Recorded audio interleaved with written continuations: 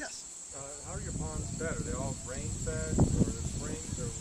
We don't have any springs on our farm. We are extremely water poor here. Both of our neighbors have wonderful springs. We got the little piece that doesn't have the springs. So this is all winter runoff.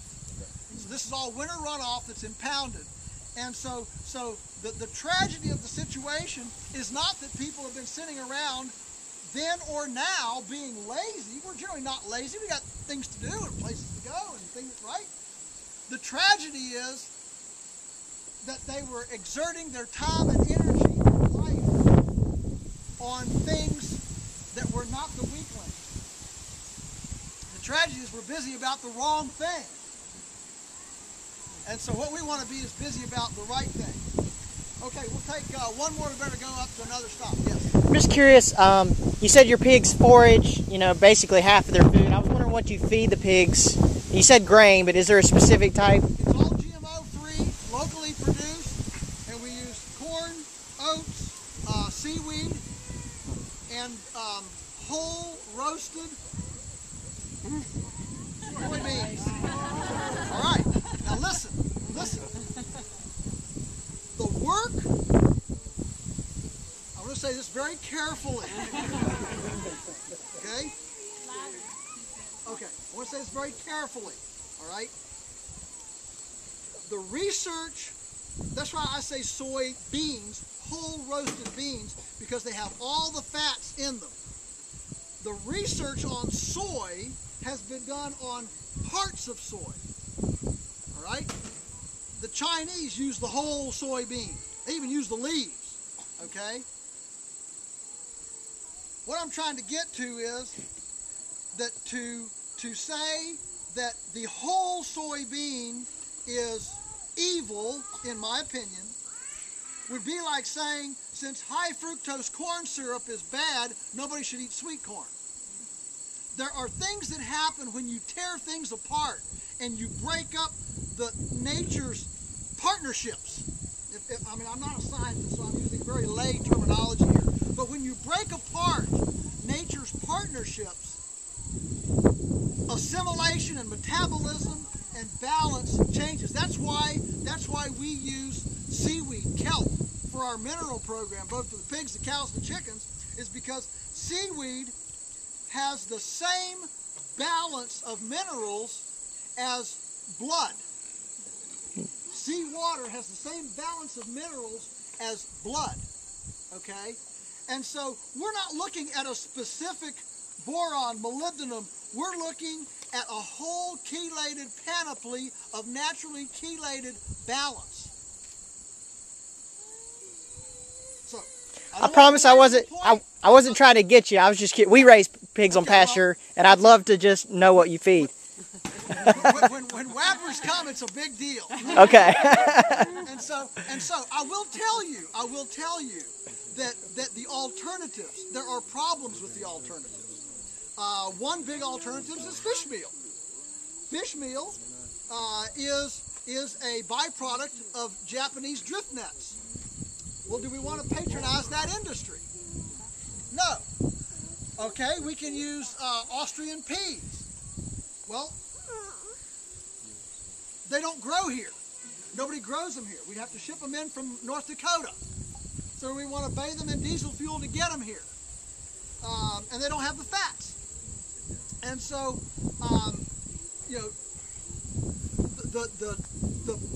probably the big answer is that we need, if we want to just look at the big answer, that is that we need to integrate our food system again instead of segregate it. So in my perfect world, these pigs would be eating whey from a dairy next by, making cheese, instead of using the whey, instead of throwing away the hay, the whey or the spoiled milk. And in fact, there are other things that can be done to supplement. From all sorts of food sources. You realize that the world right now landfills 50% of its human edible food. 50% of the human edible food in the world is landfill. Now that food that used to spoil be blemished, scraps, peelings and pieces and whey and byproducts that used to all be fed to the omnivores, the pigs and the chickens. That's why they were always right up close to the homestead. Now we have segregated those animals and we landfill the food, and then we give Greenie awards for the landfill administrator that's so creative that he sticks a pipe down in all this food stuff and collects the methane so he can run more trucks to deliver all to further segregate the system. What we need is to integrate. You know, every kitchen needs a couple of chickens to eat the scraps from the kitchen. If every kitchen in America had enough chickens attached to it to eat the scraps out of that kitchen, we would not even have an egg industry in the U.S. And the Humane Society wouldn't even have to talk about factory egg farming. And we wouldn't even have to have a discussion about proteins and soybeans and grain. And we wouldn't have to even feed them any grain. Are you with me? Yeah. But it's because we have segregated our food system that we have these huge salvage waste hurdles, this incredible inefficiency in the system. And so if we could get back to an integrated system instead of a segregated system, then we'd really have something. We service 50 restaurants. We have tried and tried and tried for 25 years to go loaded and come loaded with scraps, with the kitchen scraps. We have not been able to punch through that yet.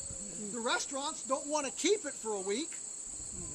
You set a bunch of cabbage leaves out in a container behind the restaurant in a July day for a week, and not only do they not want to keep it, draws flies and smells and everything else, but we don't want to put it on our food delivery truck.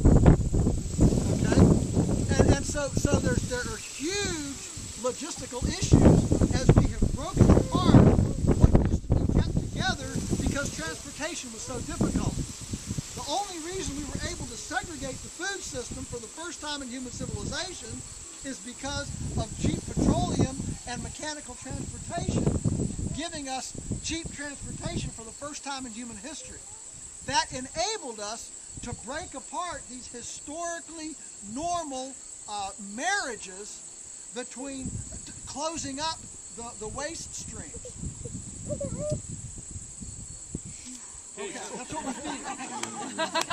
I mean, you know, there's the option of earthworms, algae, sprouted grains. How about locally grown black-eyed peas? Locally grown black-eyed peas would be great. We got to find somebody to grow them. You know? That's what we're trying to do. Yeah, I know. I've gone to neighbors. If you will grow this, I'll pay you an extra $2 a bushel to grow this. Well, no. You know, we're the lunatic. We don't want to deal with you, or we don't get a subsidy for that. That pulls us out of the farm program. It's too hard to re-enter if we come out of the farm program. I mean, there's a host of these things. Yeah, I agree 100%. Yeah. That being said, let me tell you this: whatever toxicity is there, and we've had everything from pendulum dowsers to biodynamic chromatographs to allergenic, empirical, laboratory stuff. We've had, over the years, we've had all sorts of studies done of our meats, and never has there been any residual toxicity or allergen or anything in this. There's no, and I think the reason is because our animals, listen to this hard, our animals get copious amounts of green material. Chlorophyll. Chlorophyll is nature's detoxicant. It's nature's roto-rooter. Okay? And so whatever bad we're doing, it's rectified by chlorophyll. That's why I run into people all over the country. At least we can get GMO-free grain. I run into thousands of farmers every year that can't even get GMO grain. Well, what are they supposed to do? Not do anything? No. I tell them, listen, put your faith in the grass. Put your faith in the green material, in the chlorophyll. And so the thing that bothers me is seeing so many people trying to duplicate this, but you go and it's a dirt yard. There is no green material. That gives us all a black mark. It gives us a black name. That's why in Holy Cows and Hog Heaven, when I talk about visiting a farm, you're looking for a farm that where the animals actually have green material and grass. You know, you don't want just to see, and remember, you're looking at this. This is as bad as and they're going to come out of here. They've been here now, and they're going to go right over there Monday. So you're seeing it at the very end of the session, and there's still plenty amount of leaves and picking here. Okay, and so the idea is to really get the green material in. Put your faith in the green material, because that's what really keeps any toxins and things like that. Okay, let's get back on the wagon. How many pigs do you have on an acre in the rotation method? The pigs that we have, we run them in groups of between 30 and 50, groups of 30 to 50. But the number doesn't matter. What matters is that it's one ton of feed per quarter acre. That gives us a constant disturbance factor every time. So the point is that 50 100-pound pigs for 10 days are the same disturbance as 50 200-pound pigs for 5 days. The bigger they get, the more they eat, and so that creates a disturbance constant to keep us in that sweet spot from moving into either weeds or moving into brambles. So you move them when you run out of food? We move them every time that feeder runs out. We move them. It's not restricted. They can have as much as they want. They can eat all the salad bar they want. They can eat all the grain they want. Yeah. Okay. Let's go on up the hill.